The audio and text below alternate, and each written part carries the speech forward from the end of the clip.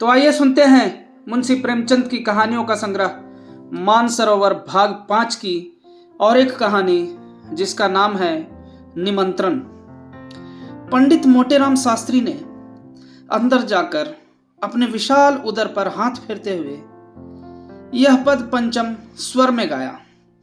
अजगर करे न चाकरी, पंछी करे न काम, दास मलूका कह गए सबके दाता राम। सोना ने प्रफुल्लित होकर पूछा, कोई मीठी ताजी खबर है क्या? शास्त्री जी ने पैंतरे बदल कर कहा, मार लिया आज। ऐसा ताक कर मारा कि चारों खाने चित। सारे घर का न्योता, सारे घर का। वह बढ़ कर हाथ मारूंगा कि देखने वाले दंग रह जाएंगे। उधर महाराज अभी से अधीर हो रहे हैं। सोना, कहीं पहले की भांति अब की भी धोखा ना हो। पक्का पोढ़ा कर लिया है ना? मोटेराम ने मूछे ऐंठते हुए कहा, ऐसा असगुन मुंह से ना निकालो। बड़े जप तप के बाद यह शुभ दिन आया है। जो तैयारियां करनी हो कर लो। सोना, वह तो करूंगी ही, क्या इतना भी नहीं जानती? जन्म भर घास थोड़े ही खोदती रही हूं, मगर है घर भर का ना। मोटेराम, अब और कैसे कहूं? पूरे घर भर का है। इसका अर्थ समझ में ना आया हो तो मुझसे पूछो। विद्वानों की बात समझना सबका काम नहीं, मगर उनकी बात सभी समझ ले तो उनकी विद्वता का महत्व ही क्या रहे? बताओ क्या समझी? मैं इस समय बहुत ही सरल भाषा में बोल रहा हूं, मगर तुम नहीं समझ सकी। बताओ, विद्वता किसे कहते हैं? महत्व ही का अर्थ बताओ। घर भर का निमंत्रण देना क्या दिल लगी है? हां, ऐसे अवसर पर विद्वान लोग राजनीति से काम लेते हैं और उसका वही आशय निकालते हैं जो अपने अनुकूल हो। मुरादापुर की रानी 7 ब्राह्मणों को इच्छापूर्ण भोजन कराना चाहती है। कौन कौन वहां से मेरे साथ जाएंगे, यह निर्णय करना मेरा काम है। अलगूराम शास्त्री, बेनीराम शास्त्री, छेदीराम शास्त्री, भवानीराम शास्त्री, फेकूराम शास्त्री, मोटेराम शास्त्री आदि जब इतने आदमी अपने घर ही में हैं, तब बाहर कौन ब्राह्मणों को खोजने जाए? सोना, और 7वां कौन है? मोटे, बुद्धि दौड़ाओ। सोना, एक पत्तल घर लेते आना। मोटे, फिर वही बात कही, जिसमें बदनामी हो। छी छी छी, पत्तल घर लाऊं? उस पत्तल में वह स्वाद कहां जो जजमान के घर पर बैठकर भोजन करने में है। सुनो, 7वें महाशय हैं पंडित सोनाराम शास्त्री। सोना, चलो दिल लगी करते हो, भला कैसे जाऊंगी? मोटे, ऐसे ही कठिन अवसरों पर तो विद्या की आवश्यकता पड़ती है। विद्वान आदमी अवसर को अपना सेवक बना लेता है, मूर्ख अपने भाग्य को रोता है। सोना देवी और सोनाराम शास्त्री में क्या अंतर है जानती हो? केवल परिधान का। परिधान का अर्थ समझती हो? परिधान पहनाव को कहते हैं। इसी साड़ी को मेरी तरह बांध लो, मेरी मिर्जई पहन लो, ऊपर से चादर ओढ़ लो, पगड़ी मैं बांध दूंगा, फिर कौन पहचान सकता है? सोना ने हंसकर कहा, मुझे तो लाज लगेगी। मोटे, तुम्हें करना ही क्या है, बातें तो हम करेंगे। सोना ने मन ही मन आने वाले पदार्थों का आनंद लेकर कहा, बड़ा मजा होगा। मोटे, बस अब विलंब ना करो, तैयारी करो, चलो। सोना, कितनी फंकी बना लो? मोटे, यह मैं नहीं जानता, बस यही आदर्श सामने रखो कि अधिक से अधिक लाभ हो। सहसा सोना देवी को एक बात याद आ गई। बोली, अच्छा, इन बिच्छुओं का क्या करूंगी? मोटे राम ने त्योरी चढ़ाकर कहा, इन्हें उठाकर रख देना, और क्या करोगी? सोना, हाँ जी, क्यों नहीं, उतार कर रख क्यों ना दूंगी। मोटे, तो क्या तुम्हारे बिछुए पहनने ही से मैं जी रहा हूं? जीता हूं पौष्टिक पदार्थों के सेवन से, तुम्हारे बिच्छुओं के पुण्य से नहीं जीता। सोना, नहीं भाई, मैं बिछुए ना उतारूंगी। मोटे राम ने सोच कर कहा, अच्छा, पहने चलो, कोई हानि नहीं, गोवर्धनधारी यह बाधा भी हर लेंगे। बस पांव में बहुत से कपड़े लपेट लेना, मैं कह दूंगा इन पंडित जी को फिलपांव हो गया। क्यों, कैसी सूझी? पंडिताइन ने पतिदेव को प्रशंसा सूचक नेत्रों से देखकर कहा, जन्म भर पढ़ा नहीं है? संध्या समय पंडित जी ने 5 पुत्रों को बुलाया और उपदेश देने लगे। पुत्रों, कोई काम करने के पहले खूब सोच समझ लेना चाहिए कि कैसा क्या होगा। मान लो रानी साहब ने तुम लोगों का पता ठिकाना पूछना आरंभ किया, तो तुम लोग क्या उत्तर दोगे? यह तो महान मूर्खता होगी कि तुम सब मेरा नाम लो। सोचो कितने कलंक और लज्जा की बात होगी कि मुझ जैसा विद्वान केवल भोजन के लिए इतना बड़ा कुचक्र रचे। इसलिए तुम सब थोड़ी देर के लिए भूल जाओ कि मेरे पुत्र हो, कोई मेरा नाम ना बतलाए। संसार में नामों की कमी नहीं, कोई अच्छा सा नाम चुनकर बता देना। पिता का नाम बदल देने से कोई गाली नहीं लगती, यह कोई अपराध नहीं। अलगू, आप ही बता दीजिए। मोटे, अच्छी बात है, बहुत अच्छी बात है। हाँ, इतने महत्व का काम मुझे स्वयं करना चाहिए। अच्छा सुनो, अलगू राम के पिता का नाम है पंडित केशव पांडे, खूब याद कर लो। बेनी राम के पिता का नाम पंडित मंगरू ओझा, खूब याद रखना।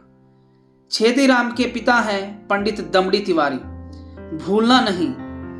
भवानी, तुम गंगू पांडे बतलाना, खूब याद कर लो। अब रहे फेकूराम, तुम बेटा बतलाना सेतुराम पाठक। हो गए सब? हो गया सबका नामाकरण? अच्छा, अब मैं परीक्षा लूंगा, होशियार रहना। बोलो अलगू, तुम्हारे पिता का क्या नाम है? अलगू, पंडित केशव पांडे। बेनीराम, तुम बताओ। दमड़ी तिवारी। छेदी, यह तो मेरे पिता का नाम है। बेनी, मैं तो भूल गया। मोटे, भूल गए? पंडित के पुत्र होकर तुम एक नाम भी नहीं याद कर सकते?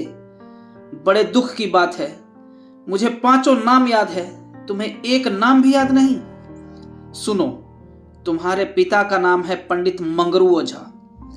पंडित जी लड़कों की परीक्षा ले ही रहे थे कि उनके परम मित्र पंडित चिंतामणि ने द्वार पर आवाज दी। पंडित मोटे राम ऐसे घबराए कि सिर पैर की सुधि न रही। लड़कों को भगाना ही चाहते थे कि पंडित चिंतामणि अंदर चले आए। दोनों सज्जनों में बचपन से गाढ़ी मैत्री थी। दोनों बहुधा साथ साथ भोजन करने जाया करते थे, और यदि पंडित मोटेराम अव्वल रहते तो पंडित चिंतामणि के द्वितीय पद में कोई बाधक न हो सकता था। पर आज मोटेराम जी अपने मित्र को साथ नहीं ले जाना चाहते थे। उनको साथ ले जाना अपने घर वालों में से किसी एक को छोड़ देना था, और इतना महान आत्मत्याग करने के लिए वे तैयार न थे। चिंतामणि ने यह समारोह देखा तो प्रसन्न होकर बोले, क्यों भाई, अकेले ही अकेले?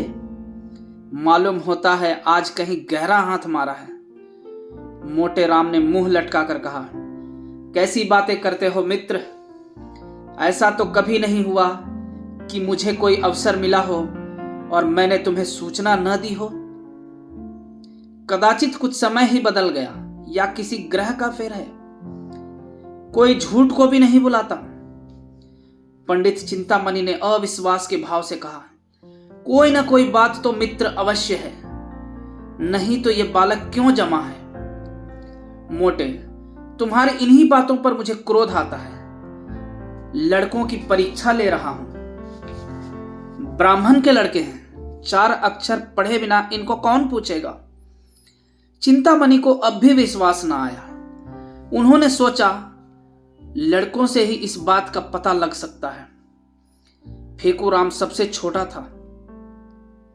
उसी से पूछा, क्या पढ़ रहे हो बेटा, हमें भी सुनाओ। मोटे राम ने फेकूराम को बोलने का अवसर न दिया, डरे कि यह तो सारा भांडा फोड़ देगा। बोले, अभी यह क्या पढ़ेगा, दिन भर खेलता है। फेकूराम इतना बड़ा अपराध अपने नन्हे से सिर पर क्यों लेता। बाल सुलभ गर्व से बोला, हमको तो याद है पंडित सेतुराम पाठक, हम याद भी कर लें तो इस पर भी कहते हैं हरदम खेलता है। यह कहते हुए रोना शुरू किया। चिंतामणि ने बालक को गले लगा लिया और बोले, नहीं बेटा, तुमने अपना पाठ सुना दिया है, तुम खूब पढ़ते हो। यह सेतुराम पाठक कौन है बेटा। मोटे राम ने बिगड़ कर कहा, तुम भी लड़कों की बातों में आते हो, सुन लिया होगा किसी का नाम। फेंकू से, जा बाहर खेल। चिंतामणि अपने मित्र की घबराहट देखकर समझ गए कि कोई ना कोई रहस्य अवश्य है। बहुत दिमाग लड़ाने पर भी सेतुराम पाठक का आशय उनकी समझ में ना आया। अपने परम मित्र की इस कुटिलता पर मन में दुखित होकर बोले, अच्छा आप पाठ पढ़ाइए और परीक्षा लीजिए, मैं जाता हूं। तुम इतने स्वार्थी हो इसका मुझे गुमान तक न था। आज तुम्हारी मित्रता की परीक्षा हो गई। पंडित चिंतामणि बाहर चले गए। मोटे राम जी के पास उन्हें मनाने के लिए समय न था। फिर परीक्षा लेने लगे। सोना ने कहा, मना लो, रूठे जाते हैं, फिर परीक्षा लेना। मोटे, जब कोई काम पड़ेगा मना लूंगा। निमंत्रण की सूचना पाते ही इनका सारा क्रोध शांत हो जाएगा। हाँ भवानी, तुम्हारे पिता का क्या नाम है, बोलो। भवानी, गंगू पांडे। मोटे, और तुम्हारे पिता का नाम फेकू। फेकू, बता तो दिया, उस पर कहते हैं पढ़ता नहीं। मोटे, हमें भी बता दो। फेकू, सेतुराम पाठक तो है। मोटे, बहुत ठीक, हमारा लड़का बड़ा राजा है। आज तुम्हें अपने साथ बैठाएंगे और सबसे अच्छा माल तुम्ही को खिलाएंगे। सोना, हमें भी कोई नाम बता दो। मोटे राम ने रसिकता से मुस्कुरा कर कहा, तुम्हारा नाम है पंडित मोहन स्वरूप शुक्ल। सोना देवी ने लजाकर सिर झुका दिया। सोना देवी तो लड़कों को कपड़े पहनाने लगी। उधर फेकू आनंद की उमंग में घर से बाहर निकला। पंडित चिंतामणि रूठ कर तो चले थे, पर कुतूहलवश अभी तक द्वार पर दुबके खड़े थे। इन बातों की भनक इतनी देर में उनके कानों में पड़ी।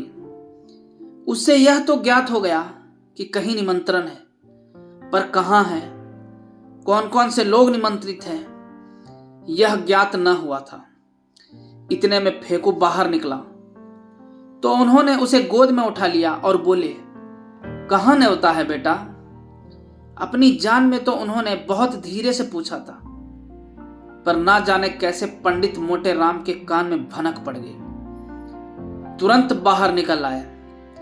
देखा तो चिंतामणि जी फेकू को गोद में लिए कुछ पूछ रहे हैं। लपक कर लड़के का हाथ पकड़ लिया और चाहा कि उसे अपने मित्र के गोद से छीन ले, मगर चिंतामणि जी को अभी अपने प्रश्न का उत्तर न मिला था। अतएव वे लड़के का हाथ छुड़ाकर उसे लिए हुए अपने घर की ओर भागे। मोटे राम भी यह कहते हुए उनके पीछे दौड़े, उसे क्यों लिए जाते हो, धूर्त कहीं का, दुष्ट। चिंतामणि, मैं कह देता हूं इसका नतीजा अच्छा ना होगा, फिर कभी किसी निमंत्रण में ना ले जाऊंगा। भला चाहते हो तो उसे उतार दो। मगर चिंतामणि ने एक न सुनी, भागते ही चले गए। उनकी देह अभी संभाल के बाहर न हुई थी। दौड़ सकते थे, मगर मोटे राम जी को एक एक पग आगे बढ़ना दुस्तर हो रहा था। भैंसे की भांति हाँफते थे और नाना प्रकार के विशेषणों का प्रयोग करते दुल की चाल से चले जाते थे। और यद्यपि प्रतिक्षण अंतर बढ़ता जाता था और पीछा न छोड़ते थे। अच्छी घुड़दौड़ थी। नगर के दो महात्मा दौड़ते हुए ऐसे जान पड़ते थे मानो दो गैंडे चिड़ियाघर से भाग आए हों। सैकड़ों आदमी तमाशा देखने लगे। कितने ही बालक उनके पीछे तालियां बजाते हुए दौड़े। कदाचित यह दौड़ पंडित चिंतामणि के घर पर ही समाप्त होती, पर पंडित मोटेराम धोती के ढीली हो जाने के कारण उलझकर गिर पड़े। चिंतामणि ने पीछे फिरकर यह दृश्य देखा तो रुक गए और फेकूराम से पूछा, क्यों बेटा, कहाँ न्योता है? फेकू, बता दें तो हमें मिठाई दोगे ना? चिंता, हाँ दूंगा, बताओ। फेकू, रानी के यहां। चिंता, कहाँ की रानी? फेकू, यह मैं नहीं जानता, कोई बड़ी रानी है। नगर में कई बड़ी बड़ी रानियां थीं। पंडित जी ने सोचा सभी रानियों के द्वार पर चक्कर लगाऊंगा। जहां भोज होगा वहां कुछ भीड़ भाड़ होगी ही, पता चल जाएगा। यह निश्चय करके वे लौट पड़े। सहानुभूति प्रकट करने में अब कोई बाधा न थी। मोटेराम जी के पास आए तो देखा कि वे पड़े कराह रहे हैं, उठने का नाम नहीं लेते। घबरा कर पूछा, गिर कैसे पड़े मित्र? यहां कहीं गड्ढा भी तो नहीं है? मोटे, तुमसे क्या मतलब? तुम लड़के को ले जाओ, जो कुछ पूछना चाहो पूछो। चिंता, मैं यह कपट व्यवहार नहीं करता, दिल लगी की थी, तुम बुरा मान गए। ले उठ तो बैठ, राम का नाम लेके। मैं सच कहता हूं, मैंने कुछ नहीं पूछा। मोटे, चल झूठा। चिंता, जनेऊ हाथ में लेकर कहता हूं। मोटे, तुम्हारी शपथ का विश्वास नहीं। चिंता, तुम मुझे इतना धूर्त समझते हो? मोटे, इससे कहीं अधिक तुम गंगा में डूबकर शपथ खाओ तो भी मुझे विश्वास ना आए। चिंता, दूसरा यह बात कहता तो मूंछ उखाड़ लेता। मोटे, तो फिर आ जाओ। चिंता, पहले पंडिताइन से पूछ आओ। मोटेराम यह भस्मक व्यंग न सह सके, चट उठ बैठे और पंडित चिंतामणि का हाथ पकड़ लिया। दोनों मित्रों में मल्ल युद्ध होने लगा।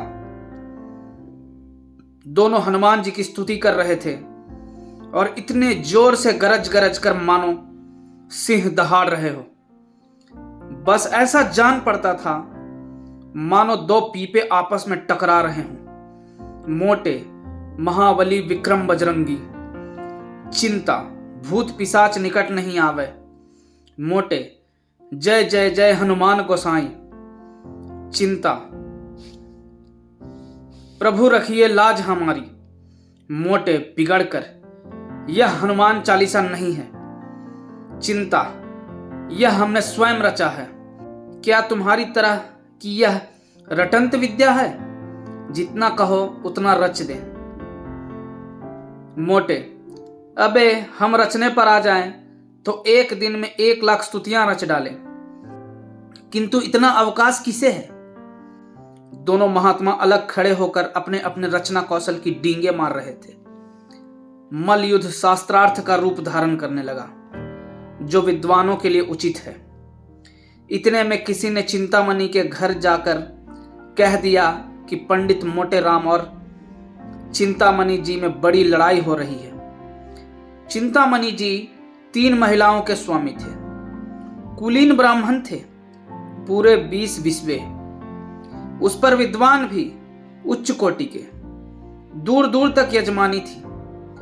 ऐसे पुरुषों का सब अधिकार है। कन्या के साथ साथ जब प्रचुर दक्षिणा भी मिलती हो तब कैसे इनकार किया जाए। इन तीनों महिलाओं का सारे मोहल्ले में आतंक छाया हुआ था। पंडित जी ने उनके नाम बहुत ही रसीले रखे थे। बड़ी स्त्री को अमीरती, मंझली को गुलाब जामुन और छोटी को मोहन भोग कहते थे। पर मोहल्ले वालों के लिए तीनों महिलाएं त्राय ताप से कम न थी। घर में नित्य आंसुओं की नदी बहती रहती। खून की नदी तो पंडित जी ने कभी नहीं बहाई, अधिक से अधिक शब्दों की ही नदी बहाई थी। पर मजाल ना थी कि बाहर का आदमी किसी को कुछ कह जाए। संकट के समय तीनों एक हो जाती थी। यह पंडित जी के नीति चातुर्य का सुफल था। ज्यों ही खबर मिली कि पंडित चिंतामणि पर संकट पड़ा हुआ है, तीनों त्रिदोष की भांति कुपित होकर घर से निकली, और उनमें जो अन्य दोनों जैसी मोटी नहीं थी, सबसे पहले समर भूमि में जा पहुंची। पंडित मोटे राम जी ने उसे आते देखा तो समझ गए कि अब कुशल नहीं। अपना हाथ छुड़ाकर बगटूट भागे, पीछे फिर कर भी ना देखा।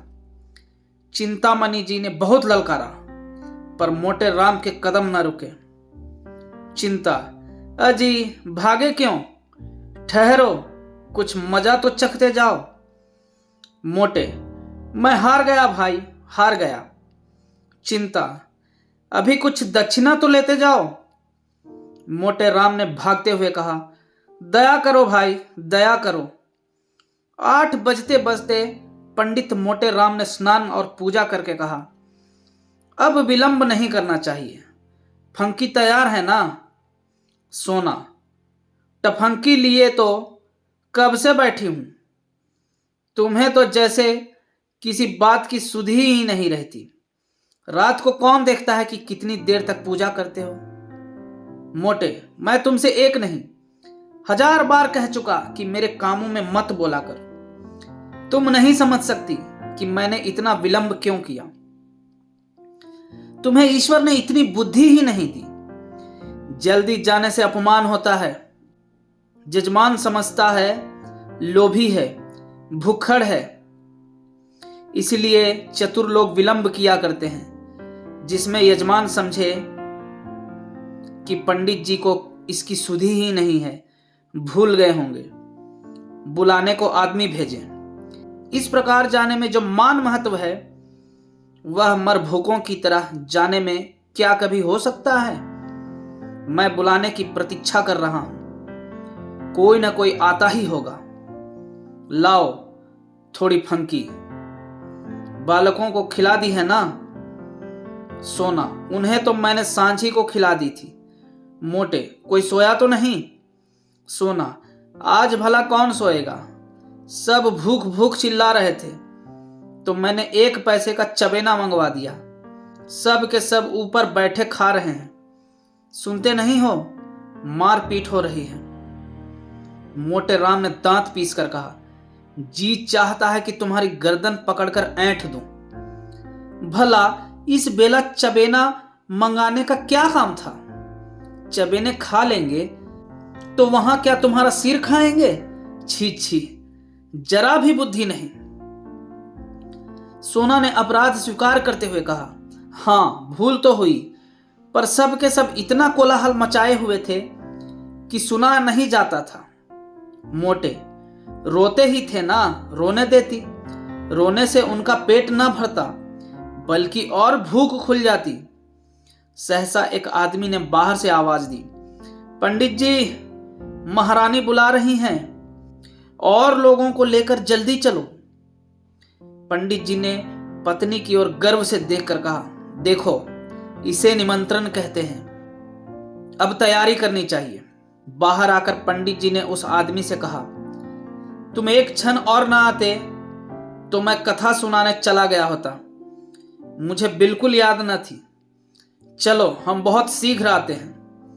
9 बजते बजते पंडित मोटेराम बाल गोपाल सहित रानी साहब के द्वार पर जा पहुंचे। रानी बड़ी विशालकाय एवं तेजस्विनी महिला थी। इस समय वे कार चौकीदार तकिया लगाए तख्त पर बैठी हुई थी। 2 आदमी हाथ बांधे पीछे खड़े थे। बिजली का पंखा चल रहा था।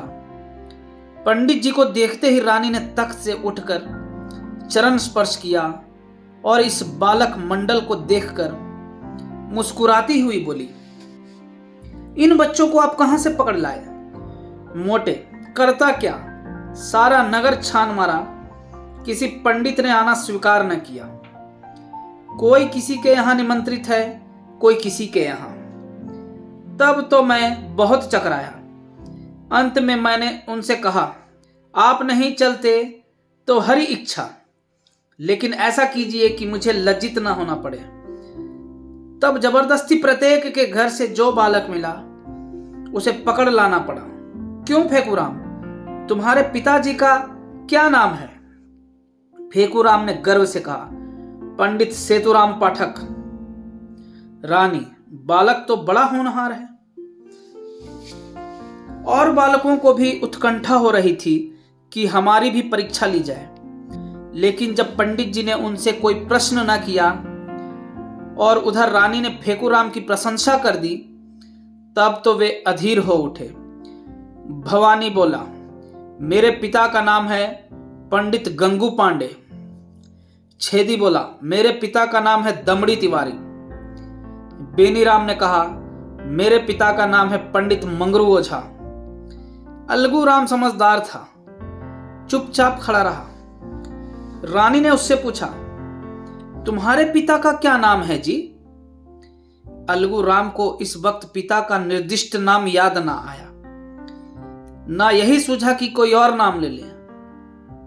हतबुद्धि सा खड़ा रहा। पंडित मोटे राम ने जब उसकी ओर दांत पीस कर देखा, तब रहा सहा हवास भी गायब हो गया।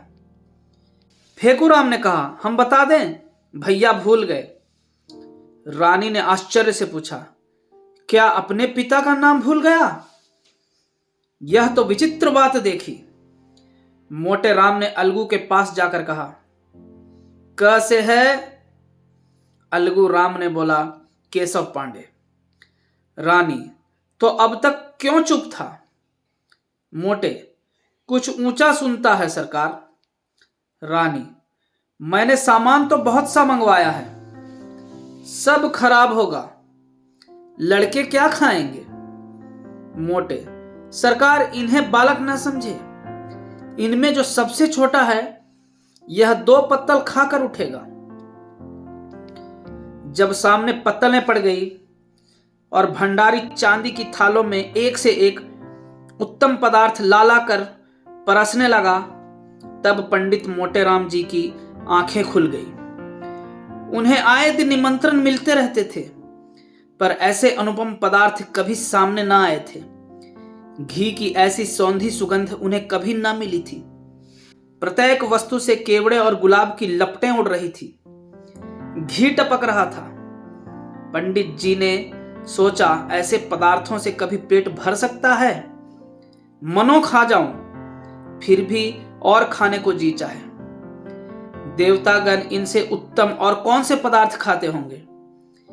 इनसे उत्तम पदार्थों की तो कल्पना भी नहीं हो सकती।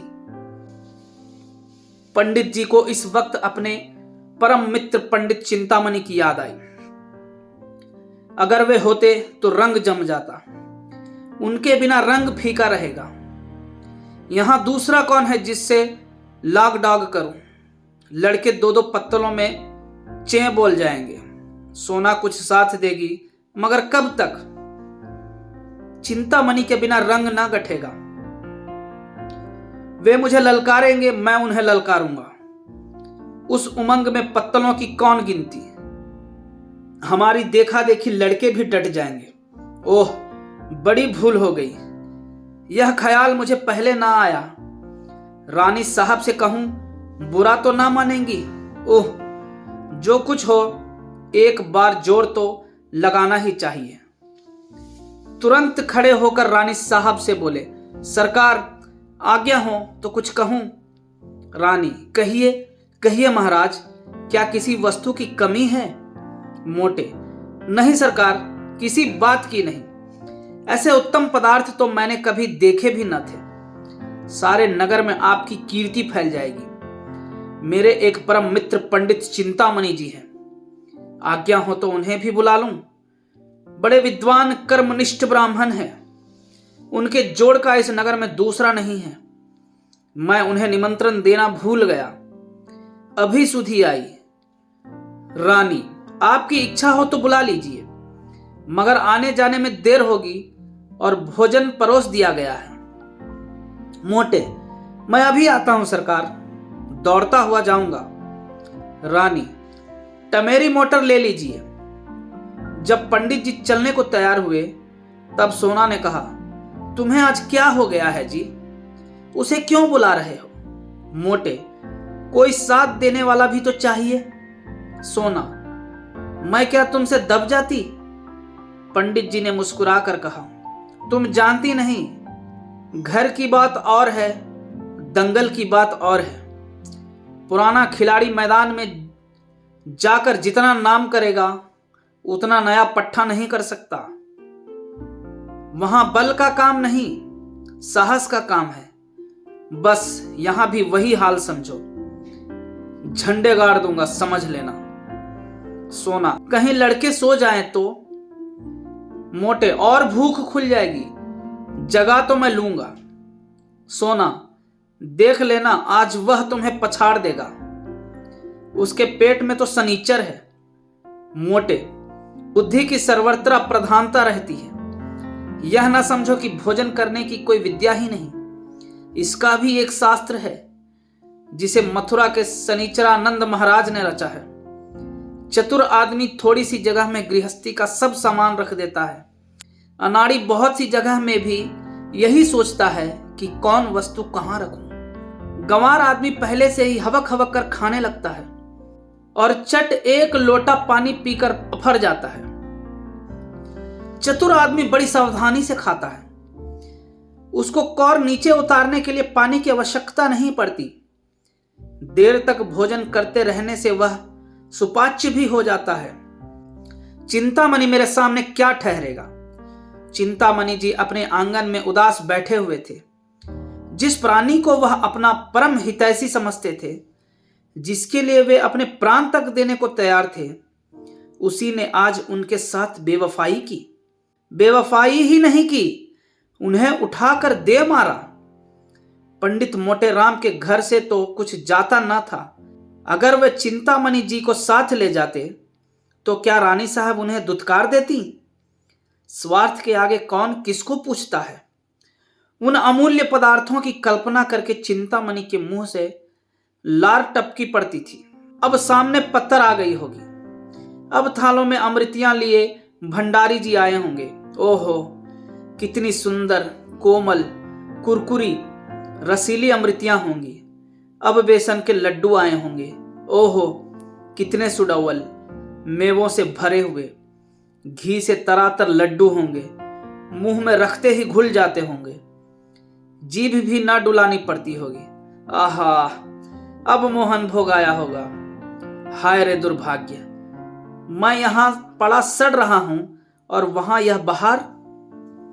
बड़े निर्दयी हो मोटे राम, तुमसे इस निष्ठुरता की आशा न थी। अमीरती देवी बोली, तुम इतना दिल छोटा क्यों करते हो? पितृपक्ष तो आ ही रहा है, ऐसे ऐसे ना जाने कितने आएंगे। चिंतामणि, आज किसी अभागे का मुंह देखकर उठा था। लाओ तो पतरा, देखूं कैसा मुहूर्त है। अब नहीं रहा जाता, सारा नगर छान डालूंगा, कहीं तो पता चलेगा। नासिका तो दाहिनी चल रही है। एकाएक मोटर की आवाज आई। उसके प्रकाश से पंडित जी का सारा घर जगमगा उठा। वे खिड़की से झांकने लगे तो मोटे राम को मोटर से उतरते देखा। एक लंबी सांस लेकर चारपाई पर गिर पड़े। मन में कहा कि दुष्ट भोजन करके अब यहां मुझसे बखान करने आया है। अमृति देवी ने पूछा, कौन है? दाढ़ी जार इतनी रात को जगावत है? मोटे, हम हैं हम, गाली न दो। अमृति, अरे दुर्मुह झौसे, ते हैं कौन? कहते हैं हम, कौन जाने ते कौन है? मोटे, अरे हमारी बोली नहीं पहचानती हो? खूब पहचान लो, हम हैं तुम्हारे देवर। अमृति, ए दूर, तोरे मुंह में का लगे, तोर लहास उठे, हमार देवर बनत है दाढ़ी जार। मोटे, अरे हम हैं मोटे राम शास्त्री, क्या इतना भी नहीं पहचानती? चिंतामणि घर में है? अमृति ने किवाड़ खोल दिया और तिरस्कार भाव से बोली, अरे तुम थे तो नाम क्यों नहीं बताते थे? जब इतनी गालियां खा ली तो बोल निकला। क्या है क्या?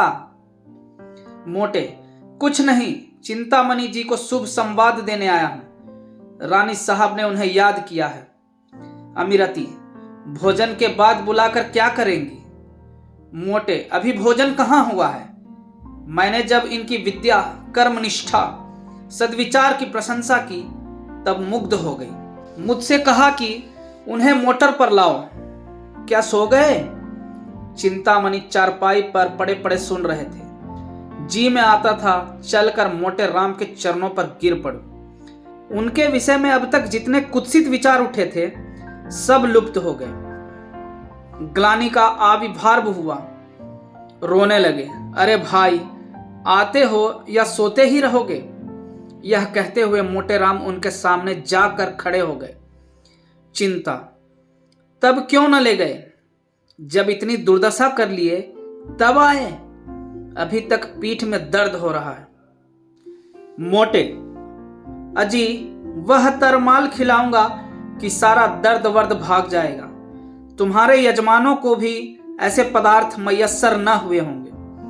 आज तुम्हें बद कर पछाड़ूंगा।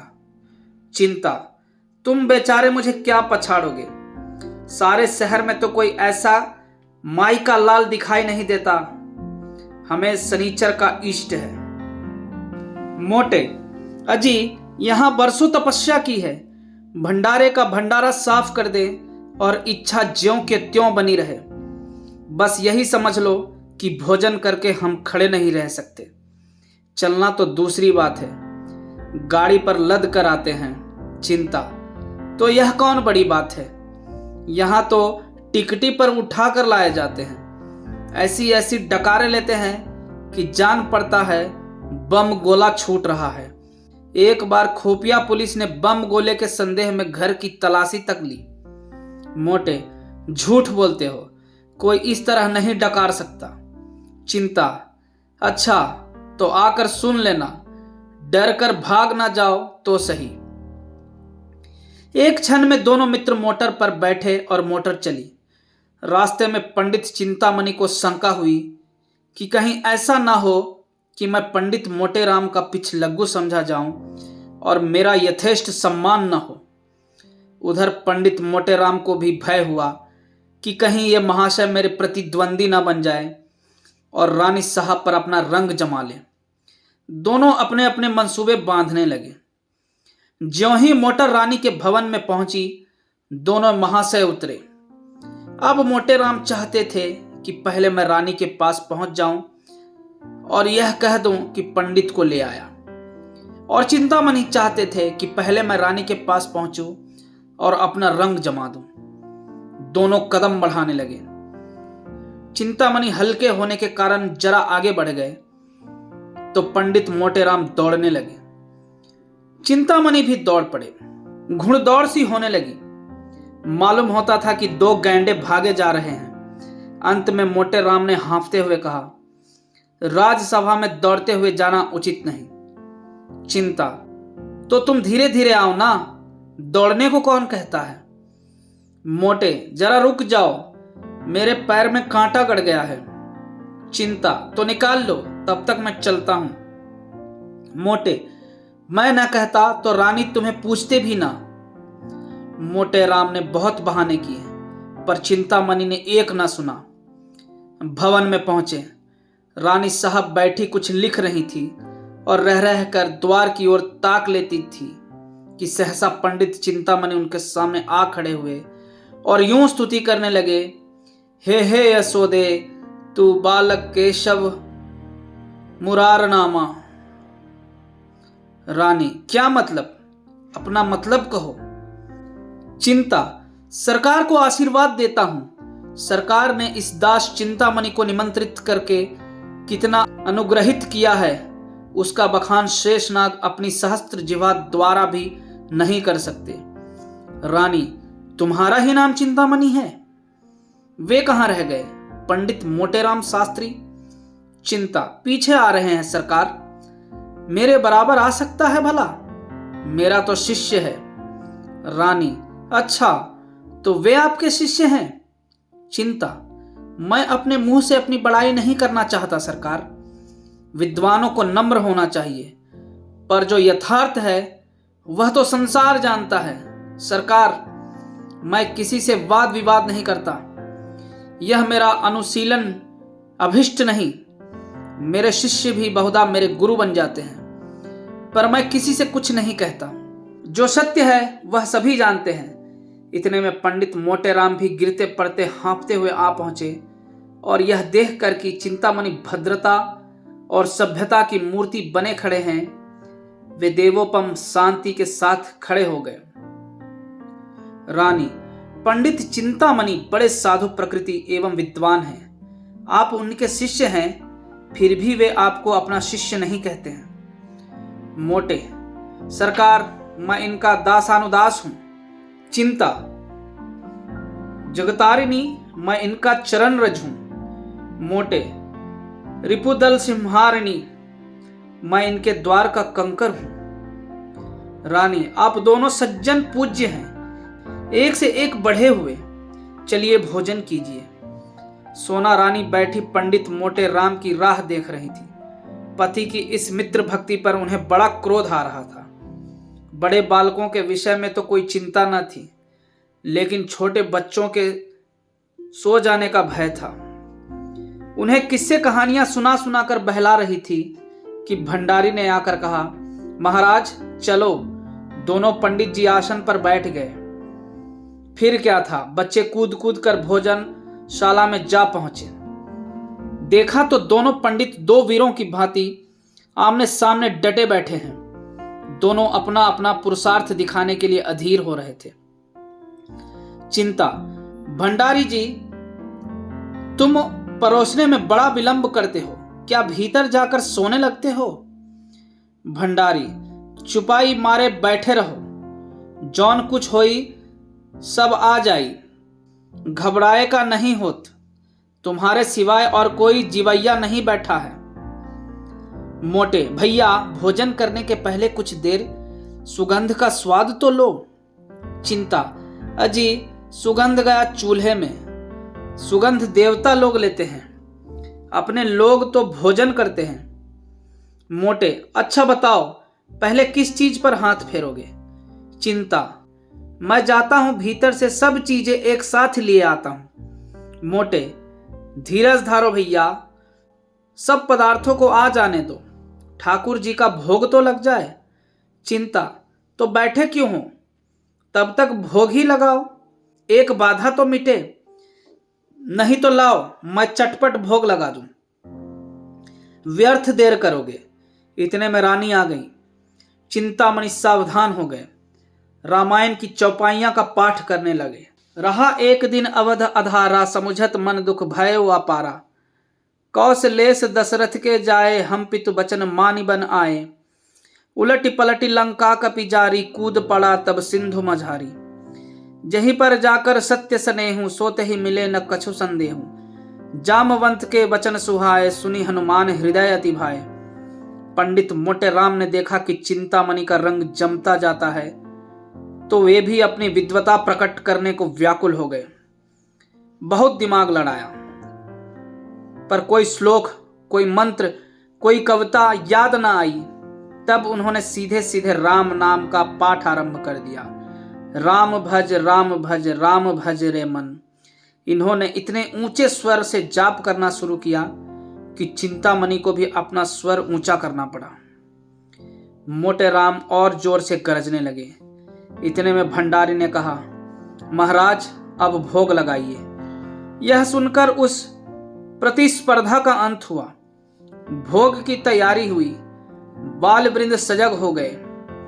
किसी ने घंटा लिया, किसी ने घड़ियाल, किसी ने शंख, किसी ने करताल और चिंतामणि ने आरती उठा ली। मोटे राम मन में ऐंठ कर रह गए। रानी के समीप जाने का यह अवसर उनके हाथ से निकल गया, पर यह किसे मालूम था कि विधि वाम उधर कुछ और ही कुटिल क्रीड़ा कर रहा है। आरती समाप्त हो गई थी। भोजन शुरू होने को ही था कि एक कुत्ता ना जाने किधर से आ निकला। पंडित चिंतामणि के हाथ से लड्डू थाल में गिर पड़ा। पंडित मोटे राम अचकचा कर रह गए। सर्वनाश! चिंतामणि ने मोटे राम से इशारे में कहा, अब क्या कहते हो मित्र? कोई उपाय निकालो, यहां तो कमर टूट गई। मोटे राम ने लंबी सांस खींचकर कहा, अब क्या हो सकता है? यह ससुर आया किधर से? रानी पास ही खड़ी थी। उन्होंने कहा, अरे कुत्ता किधर से आ गया? यह रोज बंधा रहता था, आज कैसे छूट गया? अब तो रसोई भ्रष्ट हो गई। चिंता, सरकार, आचार्यों ने इस विषय में मोटे, कोई हर्ज नहीं है सरकार, कोई हर्ज नहीं है। सोना, भाग्य फूट गया। जोहत जोहत आधी रात बीत गई, तब ई विपता फाट पड़ी। चिंता, सरकार, स्वान के मुख में अमृत। मोटे, तो अब आज्ञा हो तो चलें? रानी, हाँ और क्या। मुझे बड़ा दुख है कि इस कुत्ते ने आज इतना बड़ा अनर्थ कर डाला। तुम बड़े गुस्ताख हो गए टामी।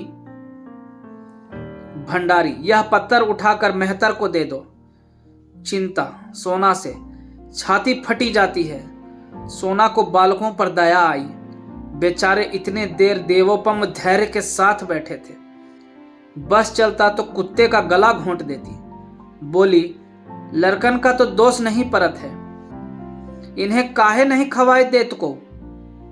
चिंता, मोटे राम महादुष्ट है, इसकी बुद्धि भ्रष्ट हो गई है। सोना, ऐसे तो बड़े विद्वान बने रहे, अब काहे नहीं बोलत बनत? मुंह में दही जम गया, जिभे नहीं खुलत है। चिंता, सत्य कहता हूं, रानी को चकमा दे देता। उस दुष्ट के मारे सब खेल बिगड़ गया, सारी अभिलाषाएं मन में रह गई। ऐसे पदार्थ अब कहां मिल सकते हैं? सोना, सारी मनसुई निकल गई, घर ही में गर्जे के शेर हैं। रानी ने भंडारी को बुलाकर कहा, इन छोटे छोटे तीनों बच्चों को खिला दो, ये बेचारे क्यों भूखों मरे। क्यों फेकुराम, मिठाई खाओगे? फेकू, इसलिए तो आए हैं। रानी, कितनी मिठाई खाओगे? फेकू, बहुत सी, हाथों से बताकर इतनी। रानी, अच्छी बात है, जितनी खाओगे उतनी मिलेगी, पर जो बात मैं पूछूं वह बतानी पड़ेगी, बताओगे ना? फेकू, हाँ बताऊंगा, पूछिए। रानी, झूठ बोले तो एक मिठाई ना मिलेगी, समझ गए? फेंको, मत दीजिएगा, मैं झूठ बोलूंगा ही नहीं। रानी, अपने पिता का नाम बताओ।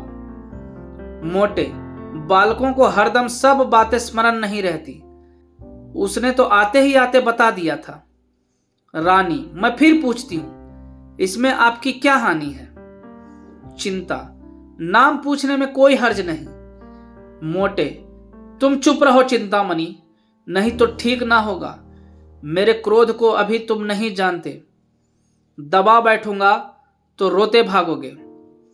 रानी, आप तो व्यर्थ इतना क्रोध कर रहे हैं। बोलो फेकुराम, चुप क्यों हो? फिर मिठाई ना पाओगे। चिंता, महारानी की इतनी दया दृष्टि तुम्हारे ऊपर है, बता दो बेटा। मोटे, चिंतामणि जी, मैं देख रहा हूं, तुम्हारे अधीन आए हैं। वह नहीं बताता, तुम्हारा साझा आए वहां से बड़े खैर खवाह बन के। सोना, अरे हाँ, लड़कन से इस सब पवारा से का मतलब? तुमका धर्म परे मिठाई देव, ना धर्म परे ना देव। ई का कि बाप का नाम बताओ तब मिठाई देव। फेकुराम ने धीरे से कोई नाम लिया। इस पर पंडित जी ने उसे इतना जोर से डांटा कि उसकी आधी बात मुंह में ही रह गई। रानी, क्यों डांटते हो? उसे बोलने क्यों नहीं देते? बोलो बेटा। मोटे, आप हमें अपने द्वार पर बुलाकर हमारा अपमान कर रही हैं। चिंता, इसमें अपमान की तो कोई बात नहीं है भाई। मोटे, अब हम इस द्वार पर कभी ना आएंगे, यहां सत्पुरुषों का अपमान किया जाता है। अलगू, कहिए तो मैं चिंतामणि को एक पटकन दूं? मोटे, नहीं बेटा, दुष्टों को परमात्मा स्वयं दंड देता है। चलो यहां से चले, अब भूल कर यहां ना आएंगे। खिलाना न पिलाना, द्वार पर बुलाकर ब्राह्मणों का अपमान करना, तभी तो देश में आग लगी हुई है। चिंता। मोटे राम, महारानी के सामने तुम्हें इतनी कटु बातें न करनी चाहिए। मोटे, बस चुप ही रहना, नहीं तो सारा क्रोध तुम्हारे ही सिर जाएगा। माता पिता का पता नहीं, ब्राह्मण बनने चले हैं। तुम्हें कौन कहता है ब्राह्मण? चिंता। जो कुछ मन चाहे कह लो, चंद्रमा पर थूकने से थूक अपने ही मुंह पर पड़ता है। जब तुम धर्म का एक लक्षण नहीं जानते, तब तुमसे क्यों बातें करूं? ब्राह्मण को धैर्य रखना चाहिए। मोटे, पेट के गुलाम हो, ठकुर सोहाती कर रहे हो कि एक एकाध पत्तल मिल जाए। यहां मर्यादा का पालन करते हैं। चिंता। कह तो दिया भाई कि तुम बड़े, मैं छोटा, अब और क्या कहूं? तुम सत्य कहते होगे, मैं ब्राह्मण नहीं शूद्र हूं। रानी, ऐसा न कहिए चिंतामणि जी, इसका बदला न लिया तो कहना। यह कहते हुए पंडित मोटेराम बालक वृंद के साथ बाहर चले आए और भाग्य को कोसते हुए घर को चले। बार बार पछता रहे थे कि दुष्ट चिंतामणि को क्यों बुला लाया। सोना ने कहा, भंडा फूटत फूटत बच गया। फेकुआ नाव बताए देता। काहे रे, अपने बाप के नाम बताए देते? फेंकू, और क्या, वे तो सच सच पूछती थी। मोटे, चिंतामणि ने रंग जमा लिया, अब आनंद से भोजन करेगा। सोना, तुम्हार एको विधा काम न आई, ऊ तौन बाजी मार लेगा। मोटे, मैं तो जानता हूं, रानी ने जानबूझकर कुत्ते को बुला लिया। सोना, मैं तो ओकरा मुंह देखत ताड़ गई कि हमका पहचान गई।